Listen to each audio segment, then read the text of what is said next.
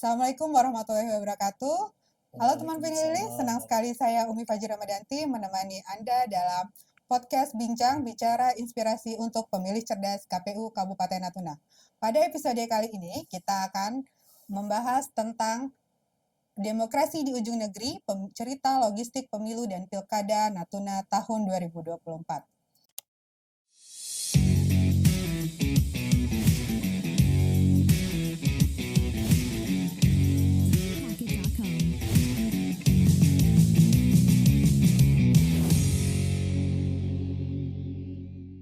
Pemilih, pemilu, dan pilkada bukan hanya tentang bagaimana pelaksanaan pemilihan di TPS, namun juga ada cerita di balik perjalanan kotak suara, bilik suara, dan juga perlengkapan pemilu lainnya hingga sampai ke TPS, bahkan untuk daerah-daerah terluar. Di Kabupaten Natuna, tantangan logistik bukanlah hal biasa. Laut, jarak, dan juga cuaca menjadi bagian dalam perjuangan demokrasi. Pada hari ini kita akan berbincang santai dengan Ketua KPU Kabupaten Natuna, Bapak Kusnaidi, untuk berbagi pengalaman dan cerita mengenai perjalanan logistik pemilu dan pilkada Natuna tahun 2024. Inilah cerita di balik layar logistik pemilu dan pilkada tahun 2024. Pak Ketua, terima kasih sudah hadir hari ini. Ya, sama-sama. Apa kabarnya hari ini, Pak? Alhamdulillah sehat. Teman pemilih, Bapak Kusnaidi merupakan Ketua KPU Kabupaten Natuna sekaligus Ketua Divisi Keuangan Umum dan Logistik KPU Kabupaten Natuna. Dengan latar belakang tersebut, tentunya banyak pengalaman yang akan bisa beliau bagikan dan sharing pada podcast kali ini. Pak, Ya. bagaimana gambaran awal dari pelaksanaan logistik dan pemilu Pilkada 2024 di Natuna? Baik. Mungkin bisa diceritakan. Baik, terima kasih Bu Umi terkait dengan gambaran pelaksanaan pemeriksaan logistik baik pemilu maupun pilkada di tahun 2024 kemarin di Kabupaten Natuna. Memang secara umum kita tidak ada kendala, alhamdulillah berjalan lancar, walaupun secara tantangan memang kita memiliki tantangan baik dari segi geografis, moda transportasi maupun cuaca. Tapi alhamdulillah berkat perencanaan yang matang, kemudian pengadaan, pendistribusian maupun pengiriman sampai ke TPS itu berjalan lancar, tidak ada kendala. Tentunya ini berkat sinergi KPU dengan pemerintah daerah, TNI Polri, instansi vertikal lain maupun dari badan ad hoc selaku penyelenggara baik di tingkat kecamatan dan di tingkat desa. Jadi alhamdulillah kita memang berjalan lancar dan tidak ada kendala terkait dengan logistik di baik pemilu maupun pemilihan kemarin. Oh, menarik sekali ya Pak. Sedangkan menurut Bapak apa sih perbedaan yang paling krusial antara pelaksanaan logistik di pemilu dan di Pilkada 2024? Baik, terima kasih Bu Umi. Kalau kita berbicara perbedaan antara logistik pemilu dan pemilihan maupun pilkada yang 2024 kemarin memang ada perbedaan. Kalau pemilu ini kan secara kuantitas kan dia pun lebih banyak. Biasa kita kenal dengan pemilihan 5 tong atau 5 surat suara. Itu secara kualitas pun memang dia lebih banyak terkait surat suaranya. Kemudian terkait dengan tingkat pengamanannya pun lebih tinggi. Jadi memang ini menjadi perhatian kita juga bersama terkait dengan pengamanan secara ekstra, itu melibatkan TNI Polri maupun dari Bawaslu sendiri kalau kita bicara logistik pemilu kemarin. Kemudian memang kalau kita bicara logistik pemilu kan memang dari segi pengadaan kan memang agak sedikit rumit dan kompleks kalau kita bandingkan dengan pemilihan atau pilkada kemarin. Kalau memang item-item utamanya pun ada juga pengadaan dari KPU RI langsung gitu, tapi memang ada sebagian juga pengadaan dari provinsi dan kabupaten kota gitu. Kemudian kalau kita berbicara pemilihan atau pilkada 2004 kemarin kan dia lebih sederhana lah karena hanya pemilihan kepala daerah saja, memang tidak sekompleks logistik pemilu. Tapi kan secara prinsip penyelenggaraan kan kita tetap memperhatikan terkait dengan tepat waktu, tempat jumlah, tempat jenis, dan akhirnya pun tepat secara administrasi. Jadi kita pasti mematikan baik logistik pemilu maupun logistik pemilihan atau pilkada itu tetap melaksanakan prinsip-prinsip tersebut tadi gitu. Baik Pak, berarti terdapat perbedaan, lumayan cukup terdapat perbedaan antara Iya, pelaksanaan logistik perbedaan logistik pemilu pemilu dan baik dan pilkada, namun tujuannya tetap satu, tetap untuk satu. pelaksanaan pemungutan suara di pelaksanaan hari hanya. Iya. Lalu Pak, kan kalau kita bicara Natuna, yang terbaik itu adalah wilayah yang kepulauan yang terdiri dari berbagai pulau. Nah, menurut Bapak dengan wilayah tersebut, dengan wilayah yang kepulauan itu, apa sih tantangan yang paling mendasar yang sehingga cukup perlu diperhitungkan dalam pelaksanaan distribusi logistik maupun logistik itu sendiri, Pak? Iya, terima kasih Bu Umi. Memang kalau kita berbicara terkait perebusan logistik ini khususnya di Kabupaten Natuna, memang agak berbeda dengan beberapa daerah lain mungkin Ya. terkait dengan penebusan logistik di Natuna ini. Bagaimana kita ketahui bahwa Natuna ini kan ada 17 kecamatan, kemudian 11 kecamatan itu di luar Pulau Bunguran Besar, 6 kecamatan itu ada di Pulau Bunguran Besar ini atau di Bunguran Timur. Ini memang kita sebagai penyelenggara dalam hal ini pelaksanaan pemeriksaan logistik ini memang menghadapi kendala. Salah satulah terkait dengan moda transportasi, itu kita sangat terbatas sekali. Kemudian terkait dengan kondisi cuaca atau letak geografis dari kecamatan kita ini memang sebagian ada beberapa kecamatan di luar atau posisinya di perbatasan atau di luar Pulau Bunguran Besar. Kemudian terkait dengan kondisi cuaca yang tiba-tiba bisa berubah, tentu kita akan melaksanakan penjadwalan ulang atau skema lain lagi gitu. Memang kita sudah menyiapkan juga beberapa alternatif gitu, tapi memang secara ini yang paling kita rasakan sekali ya, terutama saya sebagai ketua divisi keuangan dan logistik memang terkait moda transportasi, cuaca, dan jarak antar pulau yang cukup jauh gitu Bu Umi. Nah, dengan kondisi yang bisa dibilang nggak bisa diprediksi ya Pak, cuaca, Iya. terutama cuaca ya. Nah, itu apa sih kiat-kiat yang dilakukan oleh KPU Kabupaten Natuna, kondisi laut yang juga tidak bisa diprediksi? Memang kita pun sudah sesuai dengan arahan dari KPU RI maupun KPU Provinsi juga, baik dengan regulasi maupun aturan yang ada. Nah, kita memang sudah menyiapkan beberapa langkah atau strategi terkait dengan penebusan logistik ini. Misalnya salah satu kita melaksanakan beberapa planning atau perencanaan terkait dengan perusahaan logistik ini, kemudian terkait dengan manajemen risiko yang akan terjadi apabila tadi faktor cuaca, baik cuaca hidrometeorologi maupun gelombang yang sangat tinggi itu kita sudah memiliki rencana. Kemudian kita juga selalu berkoordinasi secara intens dengan pemerintah daerah, kemudian TNI Polri, kemudian instansi lain seperti BMKG atau Sah Bandar, kapan kita harus bergerak dan kapan kita harus menunggu. Jadi memang strategi koordinasi dan sinergi ini menurut saya sangat perlu, karena terkait dengan logistik ini kan tidak bisa hanya melibatkan instansi KPU saja gitu Bu. Jadi memang kita melaksanakan beberapa planning atau langkah terkait dengan penebusan logistik ini gitu. Berarti KPU tidak bekerja sendiri ya Iya, Pak KPU dalam tidak bekerja sendiri, pelaksanaan betul sekali Bu. distribusi logistik ini. Lalu bagaimana sih kolaborasi antar pemerintah daerah, TNI, Polri, dan juga stakeholder terkait serta badan ad hoc ya, tentu pada partisipasi badan ad hoc dalam pelaksanaan logistik ini untuk memastikan logistik itu sampai ke TPS pada saat pemilu dan pilkada lalu. Memang seperti saya sampaikan di awal tadi, memang terkait logistik ini KPU tidak bisa bekerja sendiri. Tentu kita memang berkolaborasi dengan stakeholder yang terlibat dalam perusahaan logistik ini, terutama dengan pemerintah daerah. Memang kalau kita berbicara anggaran misalnya berbeda untuk pemilu dan pilkada pemilihan ini gitu. dari segi pengadaan juga berbeda gitu.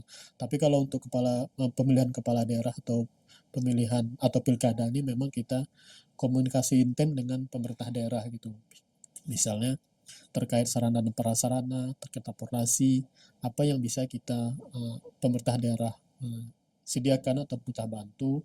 Kemudian terkait dengan penganan dari TNI Polri, ini juga kita berkoordinasi dengan sangat intens karena terkait apalagi kita ini kan misalnya pendistribusian di daerah terluar itu memang membutuhkan pengamanan yang sangat ekstra gitu.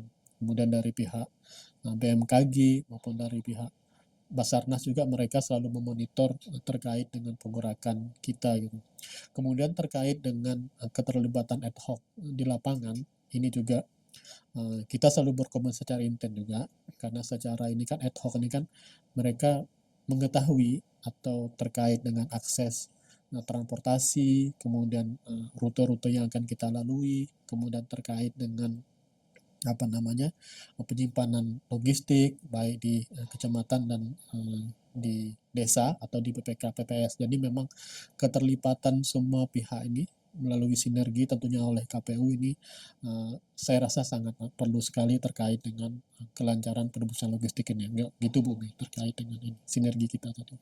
Berarti memang banyak pihak yang terlibat dalam pelaksanaan ini ya Pak. Ya. Nah untuk ini Pak, kalau untuk wilayah yang paling jauh Pak, apakah ada perlakuan khusus pada saat distribusi kemarin Pak? Iya Bu memang kalau untuk wilayah paling jauh atau di luar Pulau Bunguran Besar ini memang kita ada pemberlakuan khusus. Pemberlakuan khusus ini misalnya salah satu adalah terkait dengan jadwal distribusi. Mungkin kita mendistribusikan lebih awal jadi karena kan prinsip logistik ini kan 1 hari sebelum hari H kan sudah berada di TPS gitu. Memang kita mendistribusikan jauh hari untuk di luar pengumpulan ini. Kemudian kita juga melihat terkait dengan moda transportasi yang tersedia gitu. Untuk misalnya kapasitas angkutnya, berapa tonase, kemudian terkait dengan izin berangkatnya dan kondisi cuaca. Nah, karena kan pulau terluar ini kan terjauh di bumi kan kita tidak bisa hanya sekali kirim gitu. Misal menggunakan kapal ini, kemudian turun di pelabuhan ini, itu belum sampai ke lokasi yang akan kita tuju gitu. Misalnya kita macam di Pulau Panjang atau Subi kan kita harus turun di Serasan, kemudian kita menggunakan kapal kayu atau milik masyarakat akan kita distribusikan lagi ke kecamatan tersebut gitu. Memang ini juga makanya saya sampaikan tadi ada pemberlakuan khusus terkait dengan pulau terluar, apalagi misal di pulau laut ini memang agak berbeda pemberlakuan dengan di Pulau Bunguran Besar gitu Bu terkait pendistribusian logistik ini gitu. Berarti KPU cukup berpikir keras ya Pak untuk Iya. bagaimana logistik ini bisa sampai tepat pada waktunya dengan keadaan aman dan utuh ya Pak. Iya, Bu.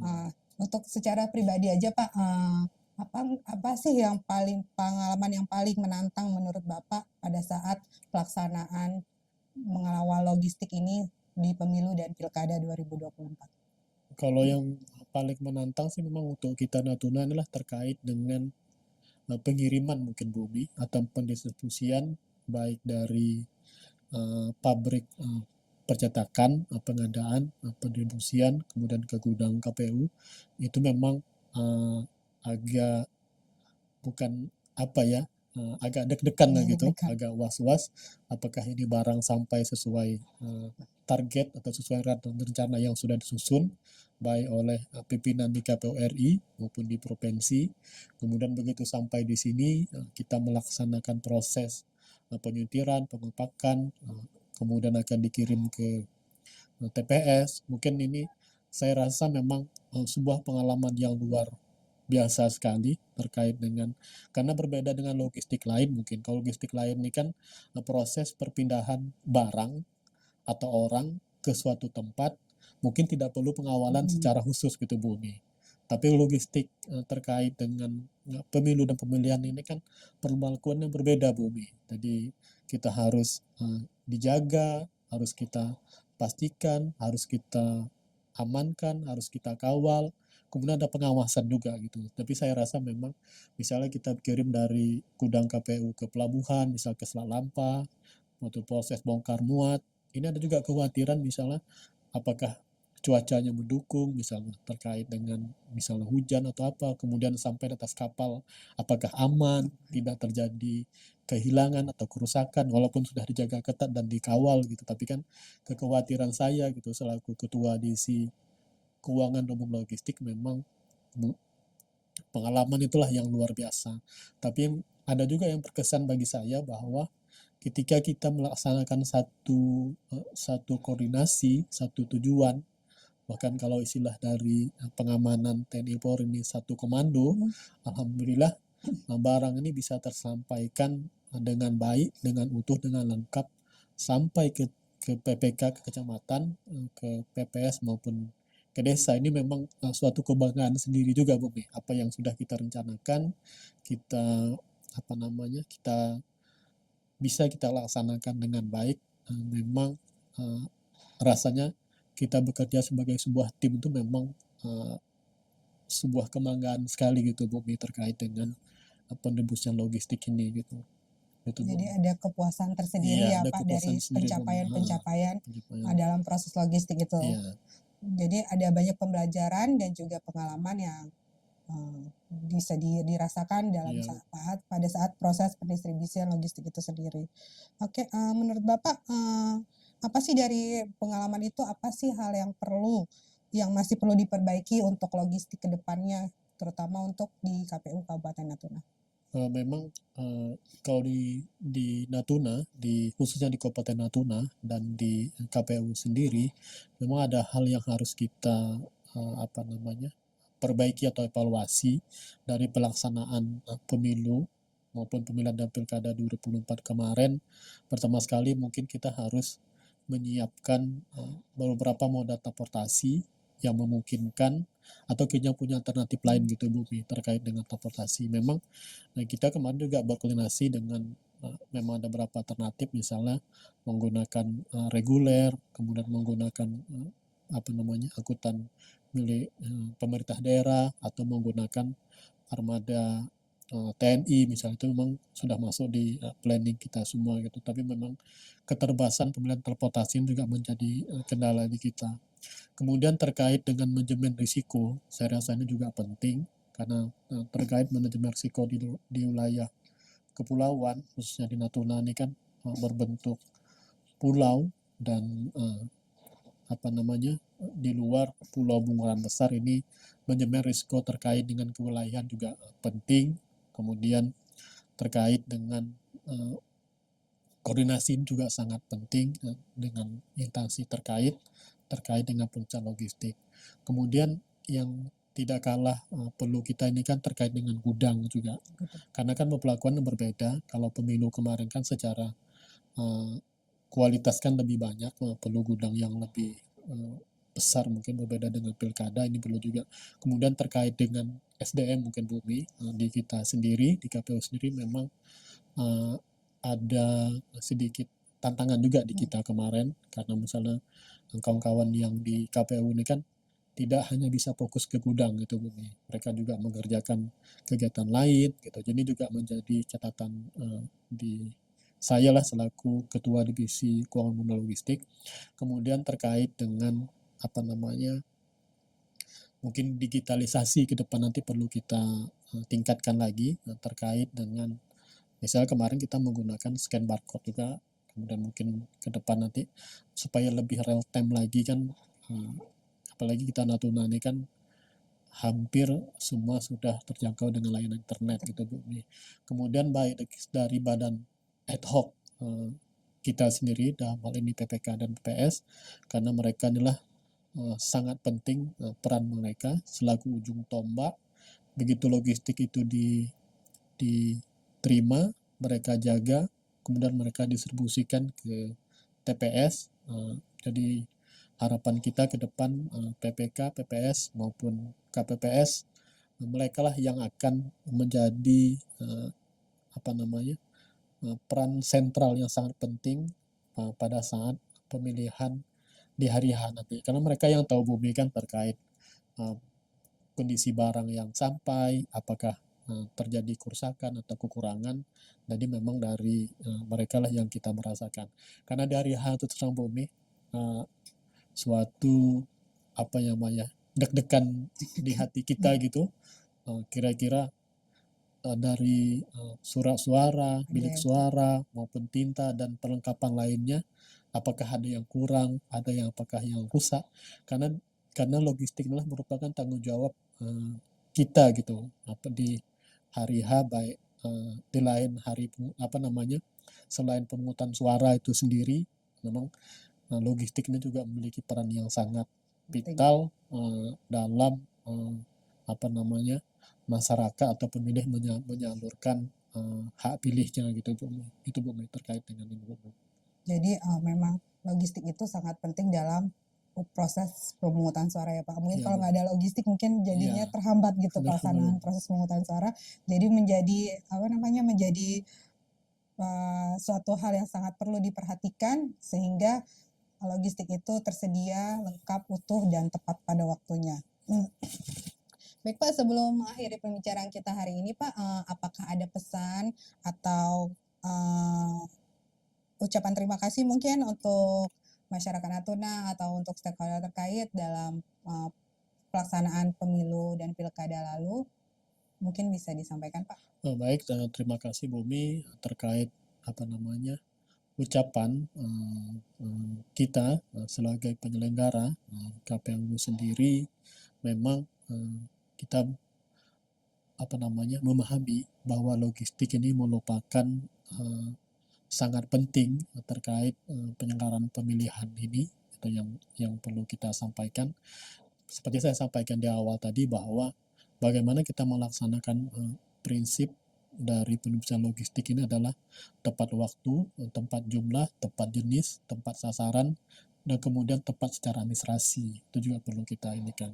Jadi kami menyampaikan kepada masyarakat Natuna, marilah sama-sama kita mengawasi terkait dengan pundian logistik ini, mungkin dan kami juga mengucapkan terima kasih kepada pihak-pihak yang telah membantu dalam penebusan logistik ini, baik dari pemerintah daerah, TNI, Polri, kemudian dari instansi vertikal lainnya terkait dengan kelancaran distribusi logistik ini. Kami mengakui bahwa tanpa kerjasama dan sinergitas kolaborasi, kami tidak akan bisa mengimplementasikan terkait dengan pembusian logistik, apalagi kita tahu kondisi letak geografis, cuaca, dan transportasi yang dihadapi oleh KPU sendiri dalam pelaksanaan pembusian logistik ini. Tapi alhamdulillah pada saat hari H logistik bisa sampai dan tersedia dan masyarakat bisa menyalurkan atau menggunakan hak pilihnya sebagai pemilih di TPS dengan apa namanya dengan tepat, dengan aman, lancar. Jadi sekali lagi kami mengucapkan terima kasih kepada pihak-pihak yang terlibat dalam pendistribusian logistik di Kabupaten Natuna gitu Bu. Baik Pak, terima kasih banyak Pak atas cerita kita hari ini dan pembelajaran yang sangat berharga hari ini. Semoga kedepannya logistik pemilu dan pilkada di Natuna akan semakin lebih baik dan tentunya Bapak juga semakin sukses ke depannya. Alhamdulillah, amin. Baik, terima kasih Bu. Baiklah teman pemilih dari Natuna, kita belajar bahwa demokrasi dijaga bukan hanya di TPS, tapi juga lewat kerja keras di balik layar, melintasi laut, cuaca, dan juga transportasi dan jarak yang perlu ditempuh cukup jauh. Saya Umi Fajri Ramadanti, pamit undur diri. Sampai jumpa di podcast berikutnya dari Natuna untuk Indonesia.